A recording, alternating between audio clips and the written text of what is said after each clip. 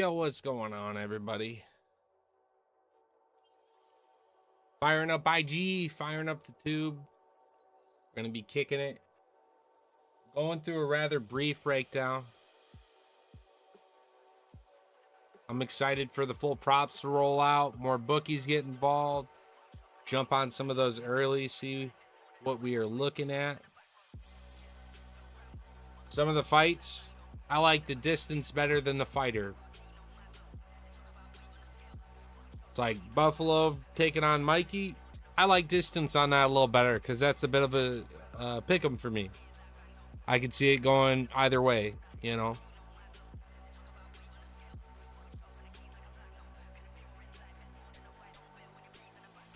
Betting distance with a Bilal fight, not really a ton of value there. Bilal wins, it's going to the judges. If he doesn't, it's not. So you might as well just take Jack, take him by a knockout. Don't fall for the trap. Don't fall for the trap in thinking that JDM legitimately tapped out Craig Jones or made him pass the fuck out. That's some shenanigans there. I don't believe that's real. Yo, what's going on, Minnie? Thanks for tapping in. Yep. I think on paper this card could deliver, and I don't see there being a card in a while that could be possibly worse than what we saw last week. And of course, unless it was just like a really bad Apex card. But in front of a live audience, it's probably going to be about as low as you are going to see throughout the year, I think. There were some good performances, but there were just so many lackluster fights. It just made you think no one was really about it. No one really cared about the bonus. No one really was after rankings or another big impressive title shot or any of that. Nope.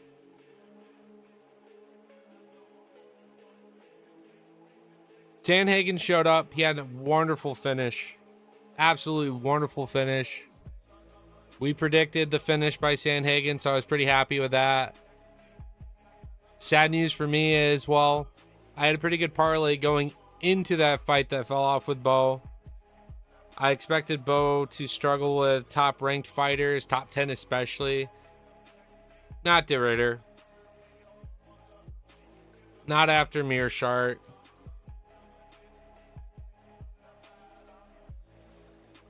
So, was out of state.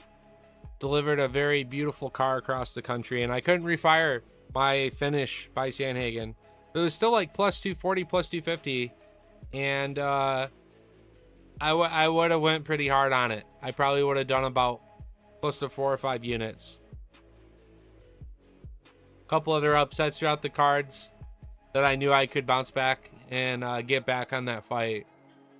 And I love Figgy, so it actually was a really sad way to see Corey win. Because yeah, I mean, Figueiredo's at that age. A big tough injury, some time off. How much more in the tank does this guy have? Some tough losses back to back too. So yeah, best of luck to Figueiredo. Regardless, he had a wonderful reign at flyweight. Is one of the few people to ever beat Pantoja. And he's going to join UFC history in taking part of one of the first ever quadrilogies, right? Against one of my personal favorites in Moreno. So there will always be that level of respect I have for Figgy. Because without Figgy, I wouldn't have my champ Moreno for that little bit of time be as significant as it was. The David and Goliath battle of UFC. Despite being at flyweight, those are some good fights. And it definitely helped Moreno become that much more popular. Especially when you looked at him side by side, like Figgy's just always had like one of the best physiques for the weight, you know, pound for pound ranking kind of shit back when he was champ. And despite being 125 pounds, crazy that he could cut it. He was putting people away. in a division that we more times than not go to the judges. So, yeah, can't say enough good things about the guy. And I know he was really cool a few times to me with MMA Toad on IG as well. So kudos there. I just hope he heals and we see him go out with a W before it's over. It'd be really sad if, like, all right, he heals up, he's going to train, having some difficulties, doesn't have any more, and then that's it. That'd be really fucking sad. But yeah, there are definitely some fights on this card that I have a little bit of a harder time picking between. Some pick'ems for me.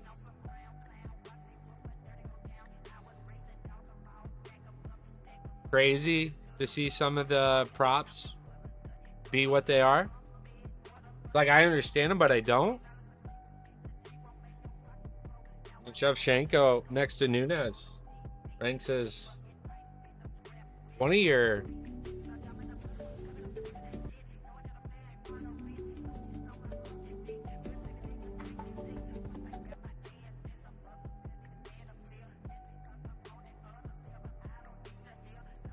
Shevchenko right next to Nunes ranks as like one of your top ever women MMA fighters. Shevchenko is a beast.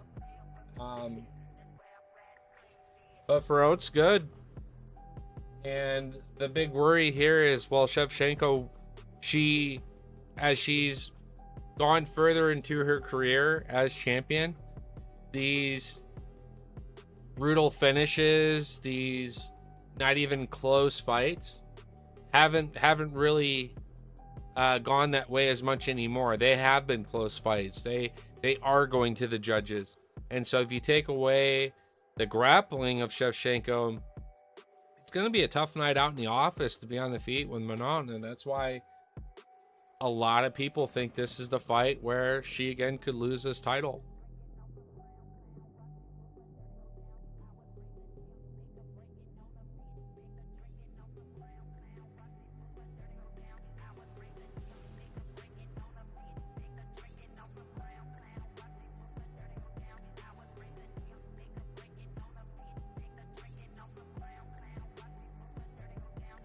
Now, I don't know if you guys know this about me, but I have a way of tapping into the future, and so we can actually break this fight down in advance if you guys would like. I think this is something we can do here, so I'm gonna give you guys a sneak peek to Shevchenko versus Goro. Or sorry, Goro. Bro. I think you can see who's who here, right? So Shevchenko's definitely not going to take her ass down. Like, let's just get that out of the way real quick here. I mean, that is a French woman, if I've ever seen one. You can tell by the hair and the armpits. So we're here. Shevchenko's got to keep her range. Manon's got absolutely fucking brutal striking. Big fucking spinning back fists, which are crazy. And in one combination, she could just be out of there, right?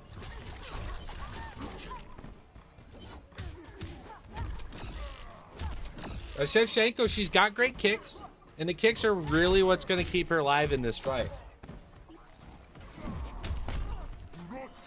She's got to be careful not to get hit by that shit. There you go. Use some of that special ops shit. Get out a taser. There's the kicks again. You gotta watch out for the grappling too, man. He can get you. What the fuck is this? Yeah, it's actually a close fight. How would you guys score that one? I have it as a draw.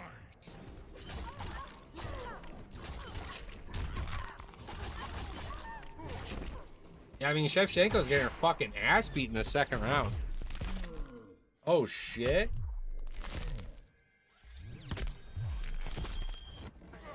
Alright, that's a possibility. You could do that.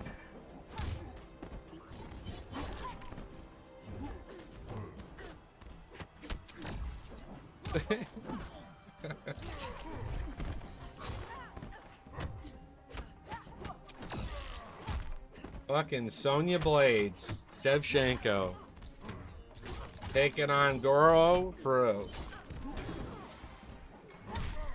Actually, a very good back and forth fight here I'm watching. Nail biters each round. All right.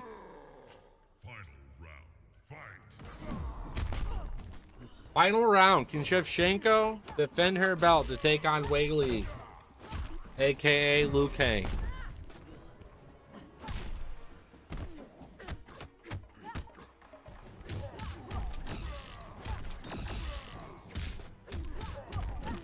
Dude, that combo is sick. What the fuck?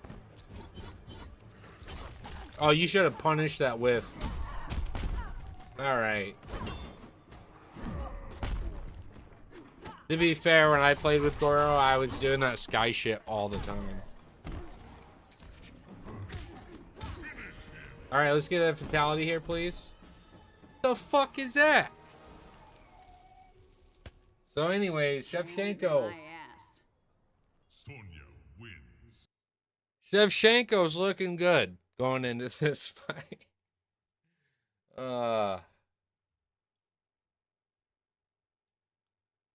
I could I don't know, she's got better accolades.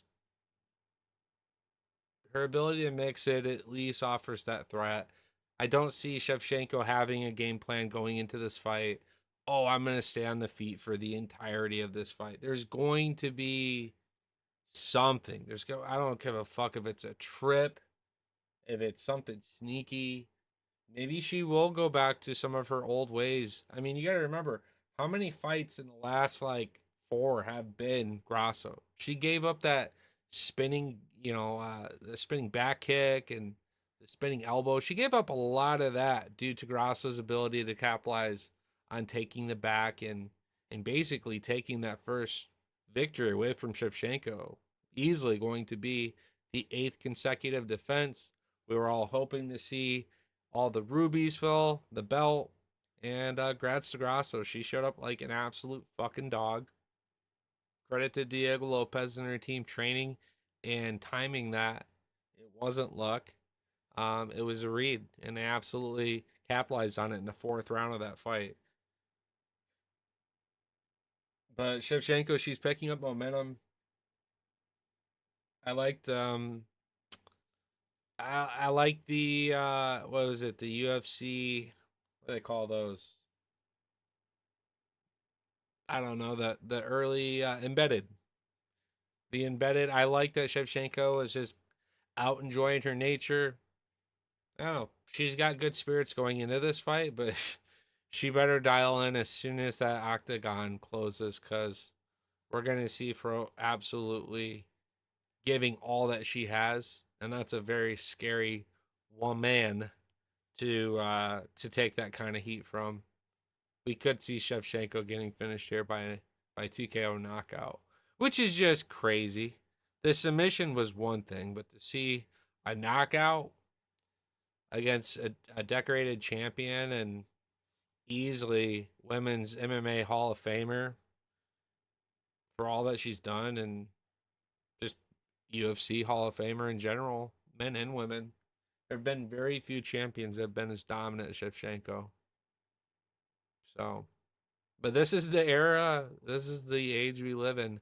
When you've been doing it as long as they have, these things do happen.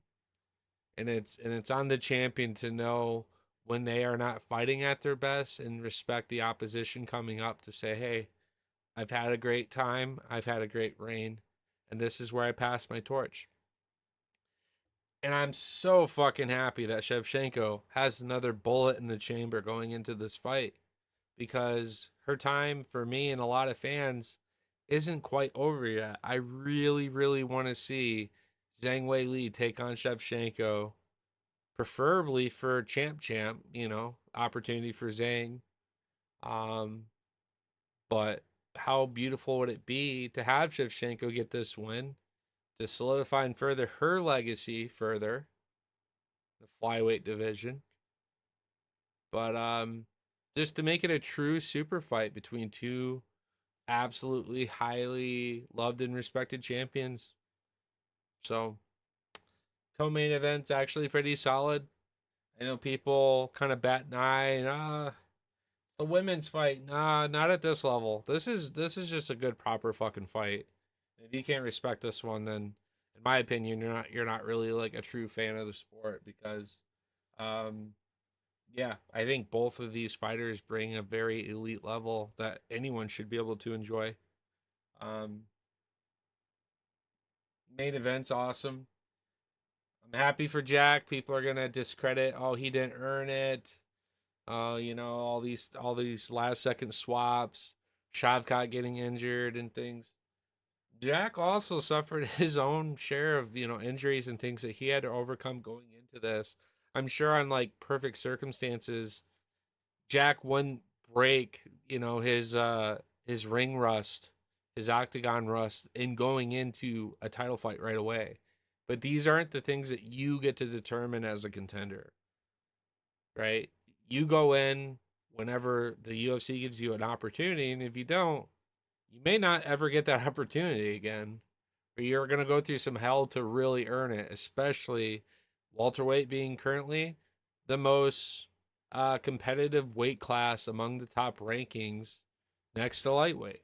Um, Lightweight, that's a lot of old dogs that will be out or moving very soon. Islam coming up to 170. And you just think of that, what I just said there just now. Welterweight is one of the most competitive stacked divisions in UFC, damn near all time. I'm going to always ride lightweight for being that, especially in terms of the caliber and quality of fighter. But look at the prospects at welterweight that aren't even ranked that are out crushing it. Your Brian Battles and so forth. This is going to be a fucking great time. And here we are, very likely getting Islam coming up, seeing that Coach Khabib isn't coaching Bilal right now, and Bilal having to go back to his own path of victory in his own camp, right? That is further solidifying that this move is very likely happening soon. And I really don't want to see it before the Ilya fight. And if I had a choice in addition to that fight, I know Charles, the fight didn't go his way with Islam. There was like some really goofy mistakes early on. The jumping knee that got him caught out, and the fight just ended prematurely in typical Charles fashion, getting dropped. The difference is Islam can capitalize on it. I put all the cope aside, and I still run that fight back and say that Islam practically wins the fight the same way. He finds an opportunity where Charles is Charles and gets dropped, and Islam is not afraid to follow him to those deep waters and masterclass a finish, whether it's with ground and pound, elbows, or a submission of his own. Um, so if I had one more fight for Islam outside of Ilya, because that is the fight that I would want to see the most. Otherwise, we're forever going to have conversations. So as long as each man continues to have the success, we're always going to talk about Islam trying to dodge Ilya. And people are going to counter argue, no, Islam did all he needed to at lightweight, and then people being like, well, what, fighting a bunch of featherweights? It's This whole thing is going to be fucked regardless. But if I had one more fight I could throw in there as a fan request, I would love to see Gaethje. I don't know if he needs the one more fight or not, but I would love to see Gaethje just have a crack at Islam. I know he basically did the same thing against Khabib, and Khabib just submitted him very early, especially with the circumstances he was going through, having just lost his father, all that pain and sorrow weighing on his chest going into that fight, his first fight and last fight without his father in his corner. Um, but I very much, as a fan of Gaethje, would love to see the opportunity arise where he gets that shot. But now we have Ilya who's jumping in front, and I want that fight too. And it may look like we don't get either of these because Islam is pretty set on 170. Yo, what's going on, Barnburner? Thanks for tapping in. Not much, just looking at this beautiful card here, as you can see. Uh, Talking a little bit about um, Shevchenko. Known. I just actually did a simulation of the fight. I should pull this up again. I just did a simulation of the fight.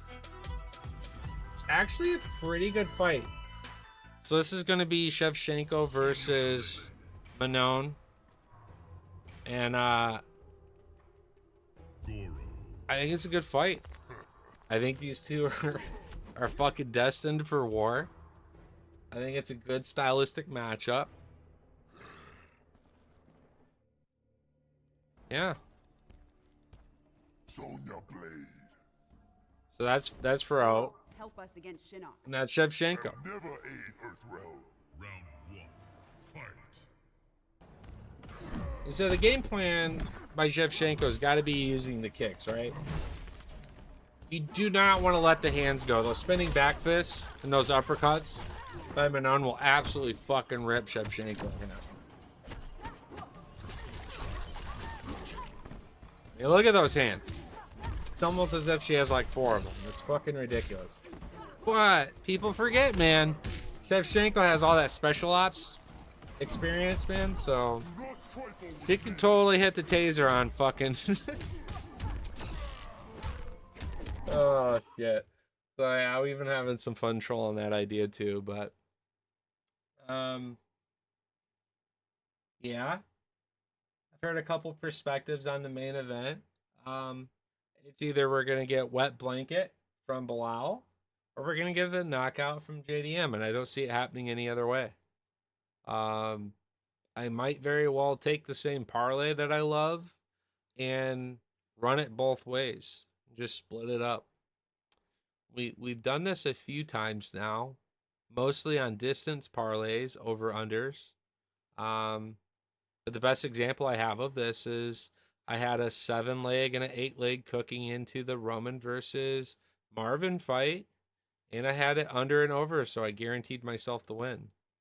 I was either walking away with what was it, a 72-1 prop paying out or an 84-1 prop paying out guaranteed. Yeah, the wet blanket is very much more likely to happen, and I'm not afraid to admit that. I know some people are gonna die on this hill that JDM just comes back after his own injury and his own inactivity and just puts on a world-beating performance. Well, he's definitely shown some weaknesses in some areas that Bilal absolutely accelerates in. So it's only natural that I think the consensus is that, yes, Bilal likely going into this fight is the favorite and likely wins the fight by decision. Both men are going to make weight. I'm not worried about that. If anything, based on the embedded, I worry about Jack eating a big old fucking cheesesteak Philly from his homie at whatever diner that is. That sandwich was huge as shit, and he damn well sat around eating it all. And a little plate of fries next to him too.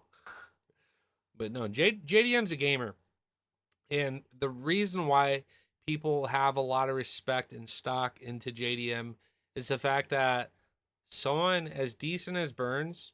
Yes, Burns has been on a bit of a decline since losing to Usman and you know, his Burns has had his better days at welterweight, and we all loved and we all enjoyed all of the finishes much more earlier on for him.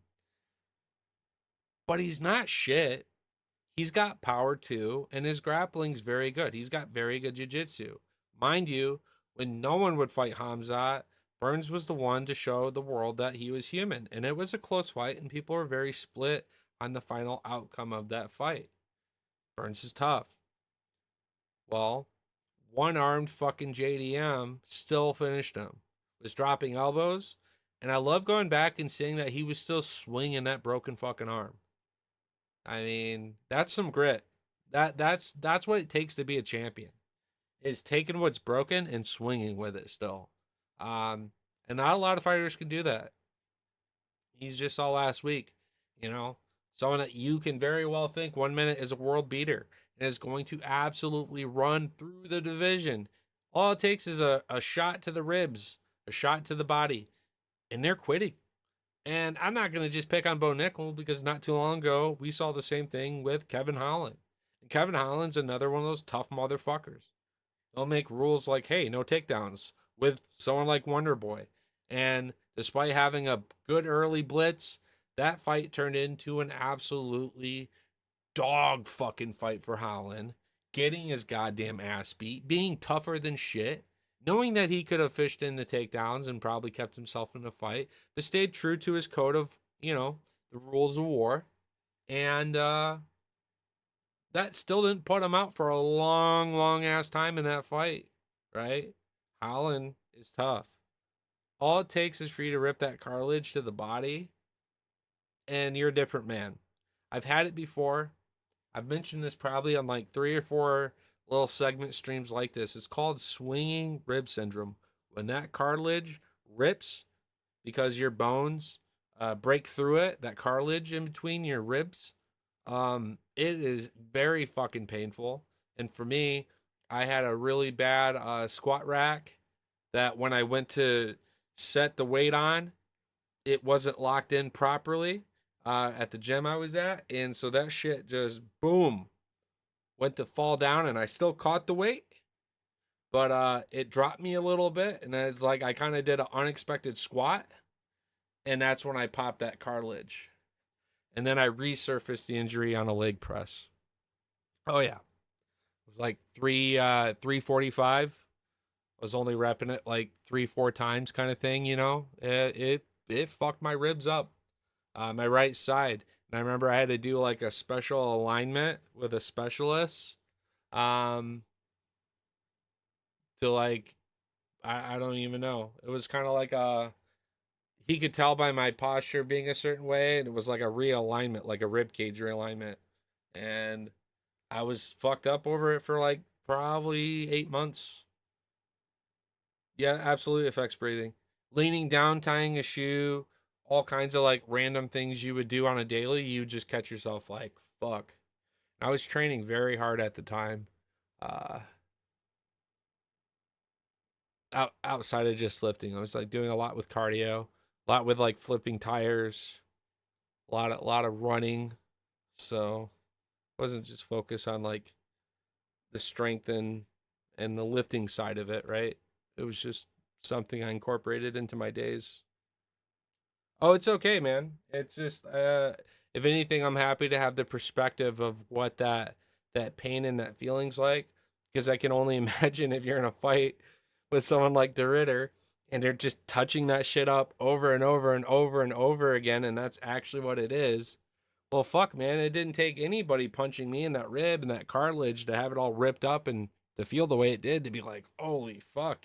So taking a vicious knee or body shot there, yeah, I think that's only something a fighter can really tell you about. Again, I just have a unique perspective because I've encountered a not so super common injury just through powerlifting and shit like that. So, um, happens. Now, when I think of this main card, I've heard a lot of perspectives on the boxing exchanges between Bilal and JDM. I don't think Bilal's stupid. I don't think he actually wants to like try to swallow, I was gonna say swallows pride, but I mean opposite of that. I mean, I don't think he's trying to showcase his boxing skills and be like, "Hey, I'm like Canelo. Look at my boxing." Uh, he'd be a fucking fool to do that with JDM. I think we're gonna see wet blanket from Bilal, and the issue with Bilal is, can he sustain and keep that pressure up? We know he doesn't land the finish, so I'm not super worried about ground and pound, and I'm not super worried about submission. But what makes that kind of live for him in the fight is the fact that, again, JDM, not a lot of 5 round experience, right?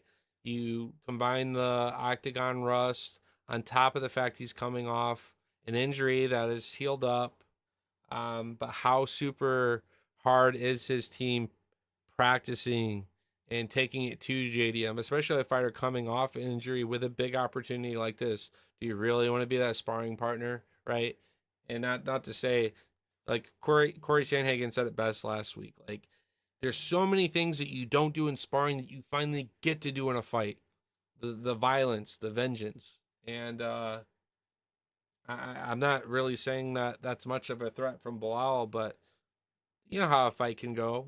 There's so many things that could happen that could resurface an injury. Posturing up on the arm. Here it is, Bilal scooping JDM up through the air. JDM extending that arm out. Bad move, right? And just here we are. And all of a sudden, fucking Bilal got a TKO. And every sports bettor is sitting there salty as fuck because they took Bilal by a goddamn decision. Who doesn't bet him by decision, right?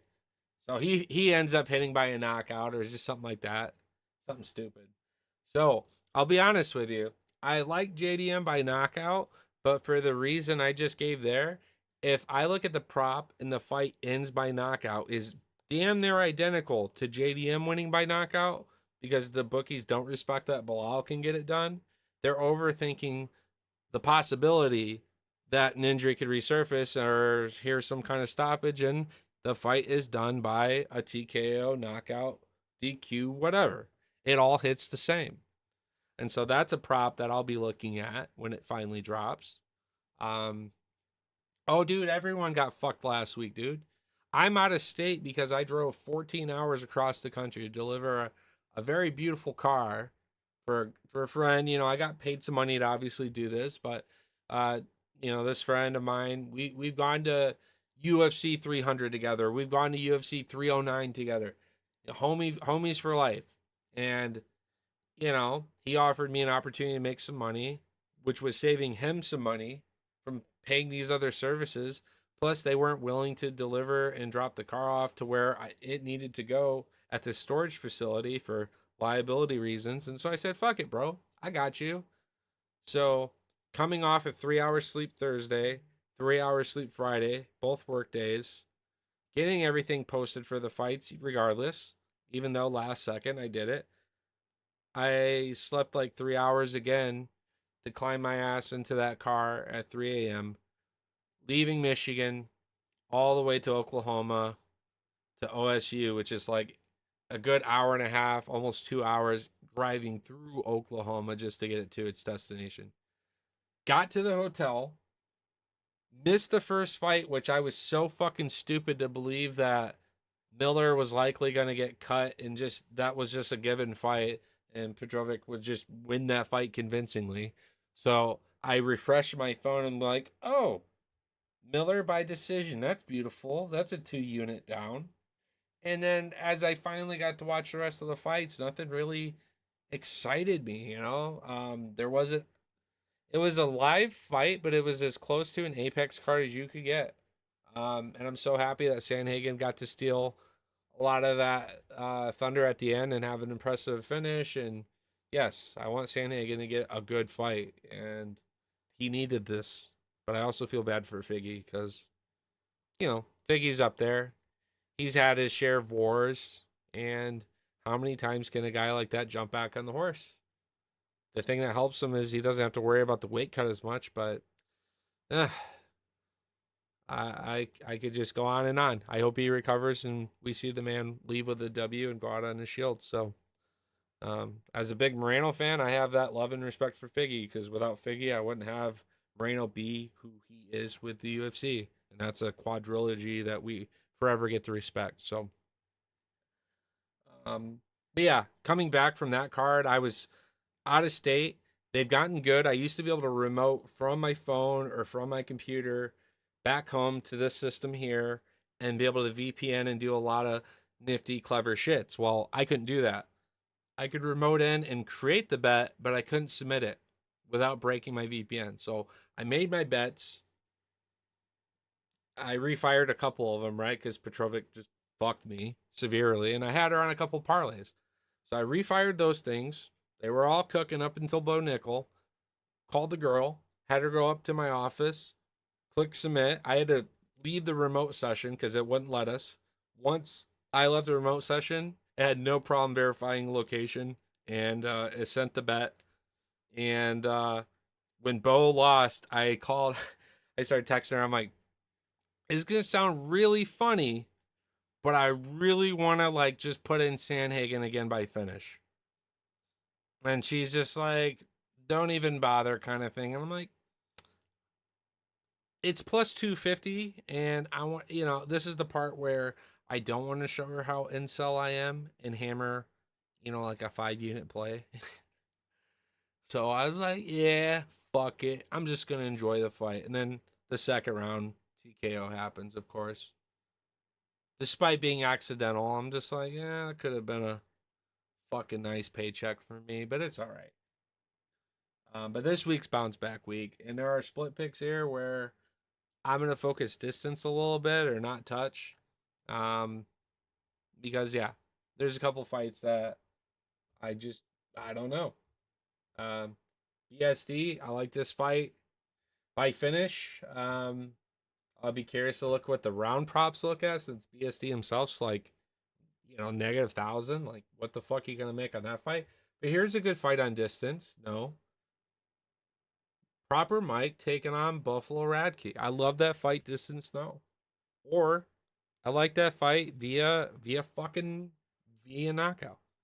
Now, out of all my big parlays that I've ever cooked going into a main event, more times than not, it's the ones that, if not incorporate distance into them in some of these split picks or not at all, um, I've had just straight distance 7, 8 legs cook, and they smack. I think, yeah, 8 legs are definitely overlooked. Too many people get stuck between two killers and not respecting the ability for either fighter to be killed. They die on this hill that my pick is right and your pick is wrong, versus respecting the martial artist at hand and how it gets done. So I think Radke and Malat's a great one to consider distance on. Um, shit. I know everyone was saying Jasmine by decision. I think she could get a sub done there. But that might be a fight where I just say double method, decision or submission, right? She's live to get some ground and pound done. But by doing that, you're disregarding the fact that Jessica doesn't throw fucking bombs and doesn't throw hammers when we all know that she does. So distance is another great bet there. What's beautiful about this is we're building our way up throughout the card. So even if this one falls off, refire the very next fight and on we go. You're gonna miss some fights along the way. Now I'm gonna throw a big fucking caution to the wind here for everybody in the world about this man. Goddamn Navajo Sterling. I know what you're thinking. He's as big as he is. He's from City Kickboxing, and there's no way in fucking hell he doesn't get the finish. Well, I have news for you. Not only with Navajo Sterling, but Carl Ulberg too. These City Kickboxing guys, they will go to war when they're in these gunfights, and more times than not, they win them. But they are very good about not engaging those gunfights and taking unnecessary risk and damages. And I've lost distant parlays, distance no, on these big giant ass Cyclops looking 205ers. And when you go through a card and you got your bantamweights getting a finish and your flyweights getting a finish, fuck, even some flyweights. I said over 2.5 rounds, but hey, that was still a gamble. That was still a risk. And then you lose it because you say distance no to this giant fucking freak show 205er. That's tough, man. That's tough. And prior to Ulberg and Sterling, I had lost a few like this also to Ankalaev and fucking Jan Bohovic. So it's not even just a City Kickboxing, I'm salty, they're a little soy. I think this is just a 205er thing, man. It's either you're about it or you're fucking not. But it's like they crack so hard at that division, they kind of just sit back at range and go, hold up, because they don't want to go into that void. They don't want to cross that shit intentionally unless they truly got to. Not everybody is fucking Roundtree. That's all I got to say. So I know everyone hitting distance is already licking their lips on this guy, but He's got like a couple more finishes to prove to me before I can really have a lot of merit in it. And then, of course, by then, the bookies are going to be spanking us on the props. So, what the fuck do I even do? Does he win the fight? I think so. Sure. But am I going to risk the fucking knockout? Again, this is early on the card. I could refire it, sure.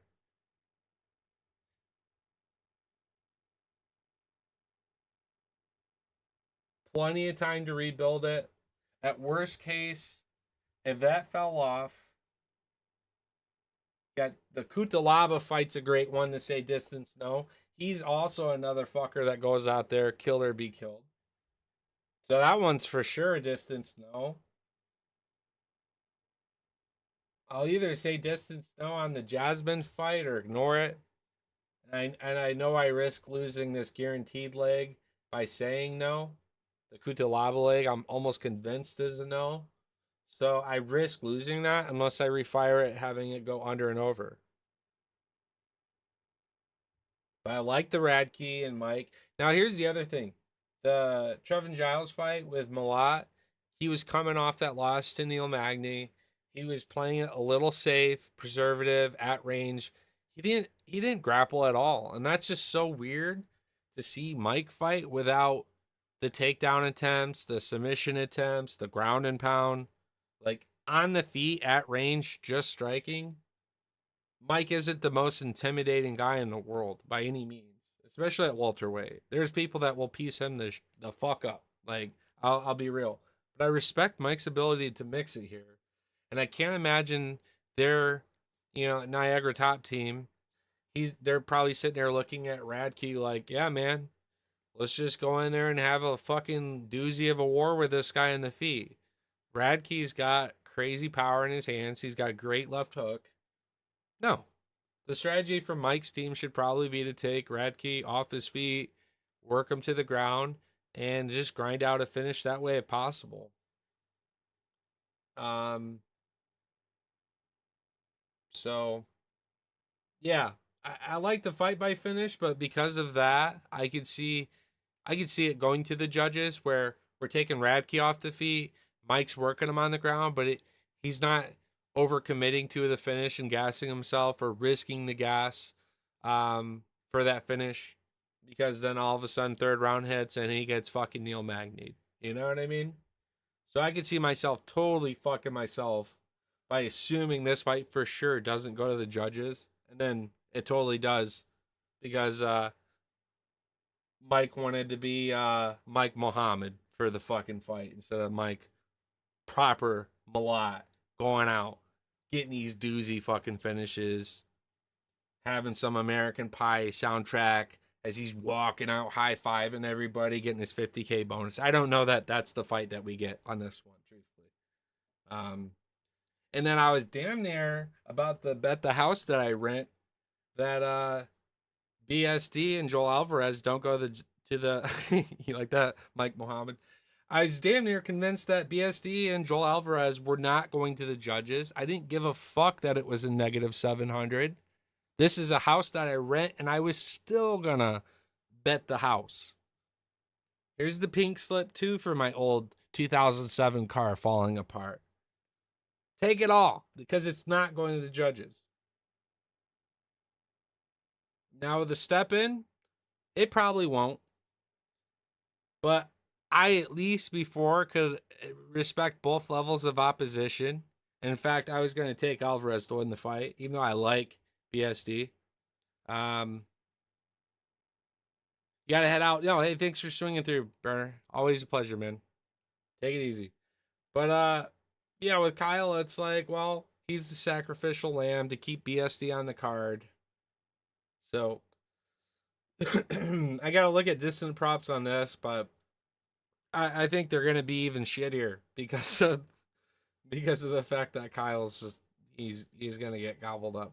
Now, if Kyle wins this fight, that will be one of the biggest upsets next to DeRitter. And the fact that it would happen back to back would be fucking crazy. Absolutely crazy.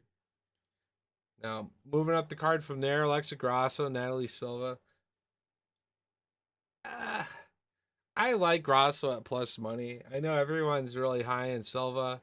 She's impressive. She's good off the back foot. She's going to circle off. She's going to maintain very good cardio. And her kicking is kind of a kryptonite to Alexa's boxing. But I don't think, much like I was just saying between Malat and Radke, I don't think the game plan for Grasso's team is to be on the feet with Natalie Silva this whole fight. Um, they're gonna cut corners. They're gonna get her clinched up in the corner of the octagon on the feet. Grasso is gonna be working to the body, putting that pressure in, and she's gonna go for that takedown. Um, and I think Grasso threatening the ability to time any of the spinning kicks or any of that shit also plays a factor too in what Silva's going to be throwing. Um, I could see this being a 29-28 decision either way. It's a close fight. I respect you if you say it's a pick 'em for you because both fighters have like their ways of winning this fight. Um, but in terms of a prop perspective, I like Grasso. I like Grasso as a dog, and so I'm leaning that way. Um, Tough to say as far as method with someone like Grasso because it's women's MMA, so you always have to factor the judges, and she's one of those fighters that can truly get it done either way. So you are, for the most part, looking at money line unless you're wanting to roll the dice or you have like an insane read that could say, "Oh yeah, Grasso gets that takedown and in fact follows up with a submission or something crazy." But I truthfully see, um, from a safer perspective, if she's to win, let's not be too greedy. Let's just take the money line. But if I was to take Natalie Silva, it'd probably be by decision. Grasso's tough. She's survived 5 round wars. It's either won, slightly lost, or been to a draw with one of the greatest to ever do it in Shevchenko. So Silva's younger. She's got a lot of time and development still. I can't imagine that she comes in as just this world beater against someone who's been able to absorb some of that experience and octagon time, which has certainly helped her level up. But I'm going to take Ross on that fight. Um, Jose Aldo, I really wish we could get this guy better matchmaking. He's really worthy of it. Um, I want to see him fight the goats. It's almost the opposite of someone like Chase Hooper, right? It's like Chase Hooper, all he gets is the unks. And with Aldo, all I want is the unks. Is that fair? So, man's had an amazing legacy. He left, he came back, and I just want to see him get a winner, not even a winner too. I want to see him get this win out of the way. And from here on out until the man's done, you have enough big names, you have enough crafty vets. Let's get Aldo the fights he fucking deserves. He's the goddamn king of Rio, not diarrhea. Like he needs bigger fucking names. And I'm just gonna be really salty if we don't get him. So you got Jan, you got Cejudo. Um I'm not gonna say Sanhagen because I need Sanhagen to get like one more win at most before his title shot. So his trajectory also is deserving of that. And I don't want him to have to fight back in rankings, but all those got options. And if Sugar especially just goes out and gets mauled by Marab, dropped on his head a bunch, and loses the same exact ways he did Noche, that would be a great fight for Aldo. It'd be a tough fight for Aldo from a striking perspective, but beautiful from a legacy, that torch being passed, and just his fight fans seeing two big names. Uh, can't really say old school, new school, right? But although it's such an old school that yeah, it's kind of like two different eras of MMA coming together, despite both being old school. If that's fair to say. So, um, I'm on Zahabi's just gonna go off the back foot. He doesn't want to fight. He wants to kick and run, jab and run. And that's why it's just such a frustrating matchmaking angle for Aldo is like all my bro wants to do is box. All my bro wants to do is strike. And we just can't give him a good dance partner to do this shit with. So I'm a little upset at UFC for this. And when I say a little, I mean I'm very fucking upset with UFC for this. But Aldo's got a reach advantage. He's grit. He's tough. He's probably about one of the greatest and grittiest fighters that we've had the pleasure of seeing for as long as we have. Um, I do not worry about the finish from Zahabi, but I worry about the game plan of Zahabi is the same as all these others. So is Aldo able to cut the corners and much like Grasso prevent Zahabi from being on the back foot that we expect Silva to be against Grasso? It's just going to be a lot of angling and timing and crossing the void and making the best of it. But I would love nothing more than Aldo to chase, chase, chase, chase, chase, chase. We as fans are building up that frustration like, fuck this guy. And then boom, big knockdown by Aldo, big follow up sequence of shots, and Zahabi just getting fucking flatlined. You know what I mean? That would be an absolute way. Even though Zahabi fighting out of Canada, that'd be one way to get that crowd just going fucking crazy screaming. Uh, you almost would have to not be an MMA fan to witness that by Jose Aldo at this stage in his career and not be so at least happy for it. Especially knowing how Zahabi fights. Shevchenko, we're opening up some game plans with that spinning back kick, some things that we've kind of gotten away from in her time against Grasso, given the fact that she was penalized for that spinning kick, spinning elbows, all those things that Grasso was able to read, capitalize on. Not really worried about that for Manon, but for different reasons, we are still worried, right? The striking, the range, the power. I don't want Valentina being on the feet for 25 minutes, man. That's not a good timeout for Valentina. She's got to find a way to break this like 90% takedown defense accuracy. And Shevchenko at this stage in her career, she's not coming she's not going out to the octagon and winning with all this conviction like she once had, right? She's having close fights. She's having a bit of a war and close decisions. And Manana is the kind of fighter that, so as long as this stays on the feet, she likely has it going her way. But the factor I'm going to give Shevchenko is the kicks. I think the front leg is there for Shevchenko to chew up on, but she's got to find a way to keep that guard nice and crisp and high because Manon's going to be firing very fast, very straight shots and trying to fuck Shevchenko up with the timing of these kicks. Once she has that read, and it could be all that it takes.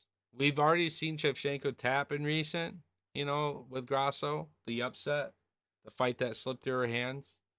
But man, seeing Shevchenko getting flatlined, knocked out would be fucking wild.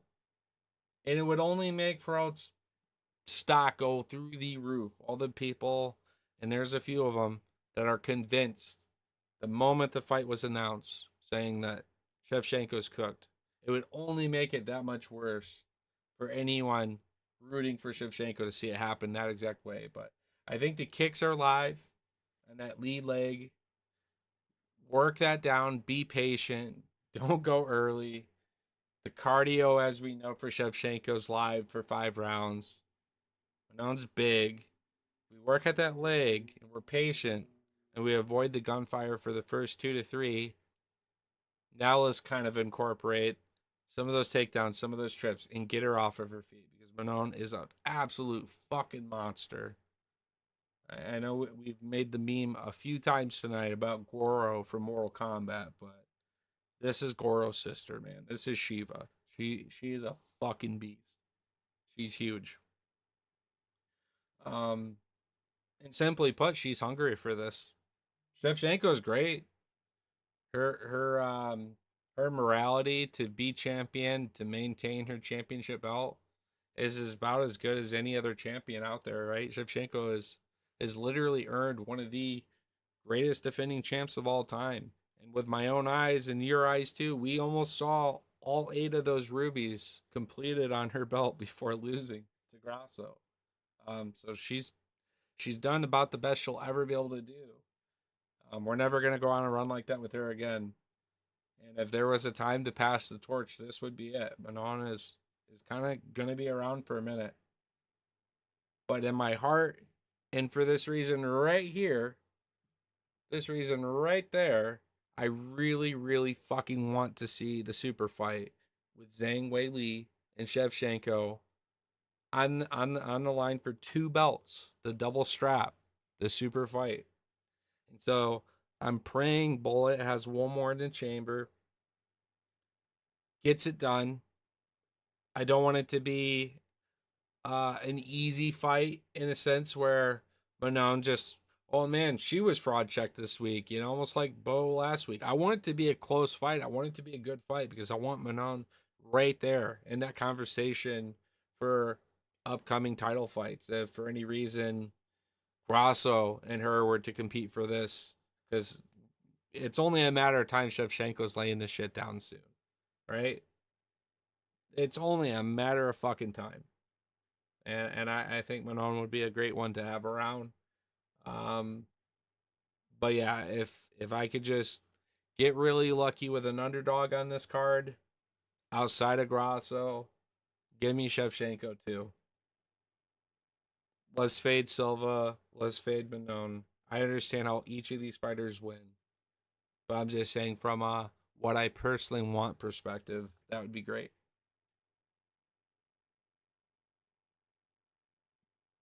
And if you go up and down this card, you can't tell me all these dogs, every one of these dogs loses. You know what I mean? Jack, Shevchenko, Grasso. Where are we at for Aldo? Thank God he's a favorite. Where are we at? Odds aren't posted here for proper Mike and Radke.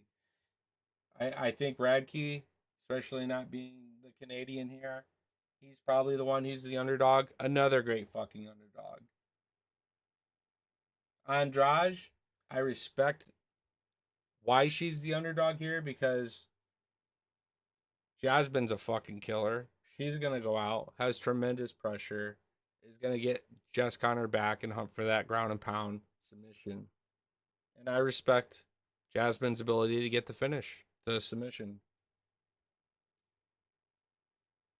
Um, Even odds basically here between Modestus and Kutalaba. I like that fight by finish, so I'm just gonna play the prop by fight doesn't go the distance. Navajo Sterling, since his last time out, I need to see a finish from him again, something with some conviction. I understand his last dance partner was a little tough, absorbed a lot of shots, but it is early enough on the card where I could always refire my parlay, but I'm hesitant. I need to see some of these city kickboxing guys get after it and get these finishes because sometimes they just respectfully play it safe and just want to win and not take as much damage, right? I can see Mark getting it done here against Bruno Silva. Silva looked really fucking off, just like Michelle, his last performance recently too, coming out gas, just not really looking about it. It's hard to go Bruno for that reason alone. I'd probably go Mark here. Plus, you get some hometown advantage there. Could say distance, no. That's another one of those like, it's early enough on the card. Just throw like super low stake if it fails. Refire the parlay.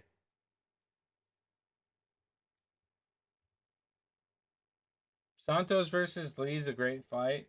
I like this one. They're also even props. This is a pick 'em, so that's fair. The volume by Lee is respectful. I like Santos's ability to mix it. And opening fight's great. Brad's a great dog. Um, I could see Beck's out fucking him up.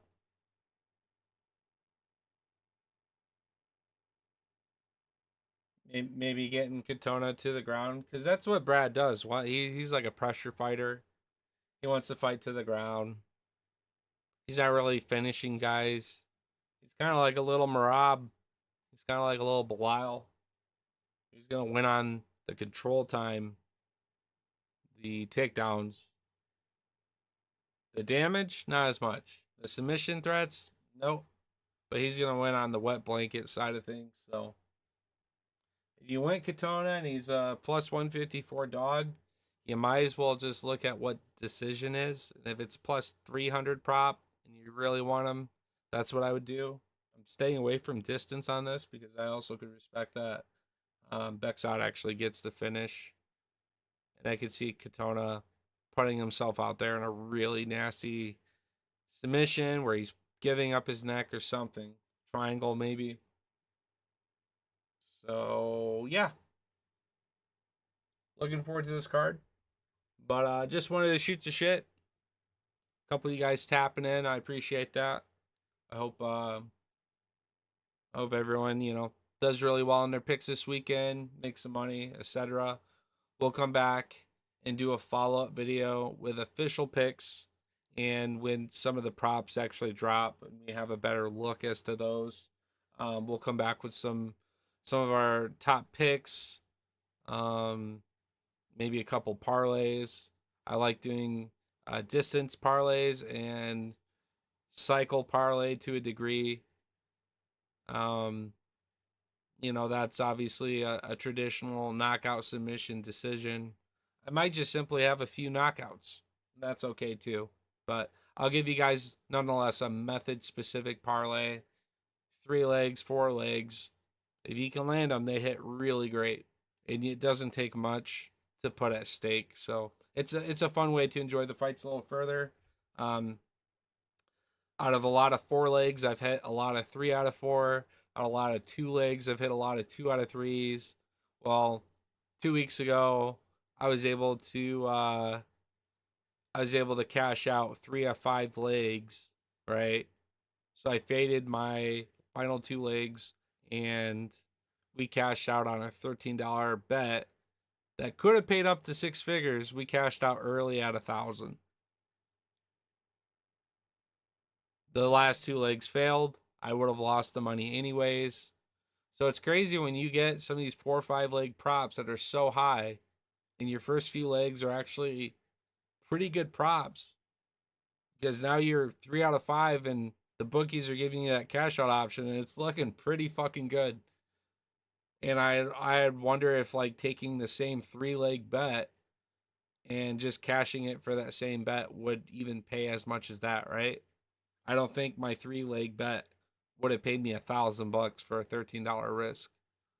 That was fucking wild. But it's because I had those extra 2 legs on, and one of which was a bit of a moonshot. So there's some strategy to that too.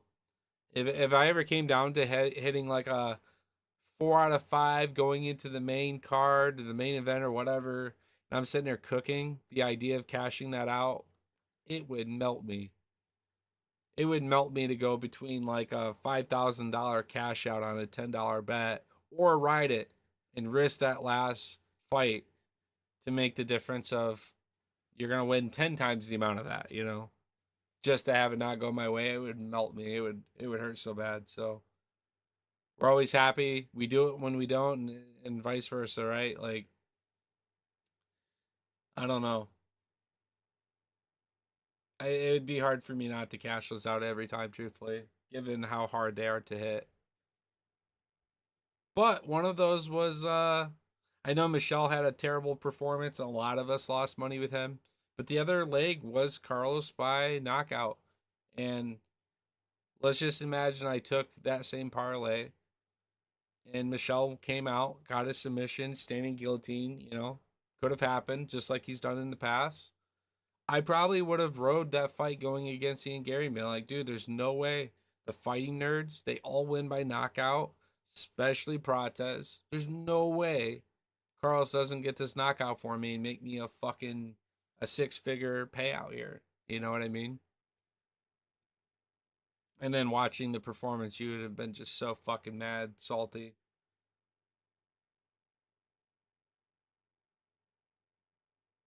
Till the end, of course. And that would have made me even more mad seeing the end of that fight happen the way it did. Oh, I would have been one of those reels on IG breaking a TV, fucking screaming my ass off. Oh shit. But anyways, guys, you can probably tell by the voice it's getting late here. I'm exhausted. Still trying to recover from that big road trip over the weekend. Back to work we go. It's been busy working on some projects around this. But yeah, on deck we got trading cards coming at y'all. Every week we do it. So if you didn't know, now you know. Check the page. We do trading cards weekly, themed on the fighters at hand. We have a decent amount of trading cards on this one. So good Bilal collection, JDM, tons of Shevchenko. Manon, I've gotten a few cards on. Zahabi, only a few. Aldo, few, but a couple really good ones. Grasso, I got a good collection on. Not really a ton on Silva. A few cards on BSD. A few cards on Mike. A few cards on Jasmine. Some Andrade. Some Kutilaba. And I think I got like a Katona or two. Maybe a Lee. Maybe I got a Lee. But yeah, you add all those cards together, it'll be a pretty good posting this week. So hope you guys enjoy that for what that is. And if you haven't already, throw the YouTube some love. We are going to be simultaneously streaming on some different platforms, but I'd like to eventually funnel more efforts into YouTube, have that interaction, the chats, all that shit going. So would really love that a lot. Thank you guys for hanging out up to this point, of course.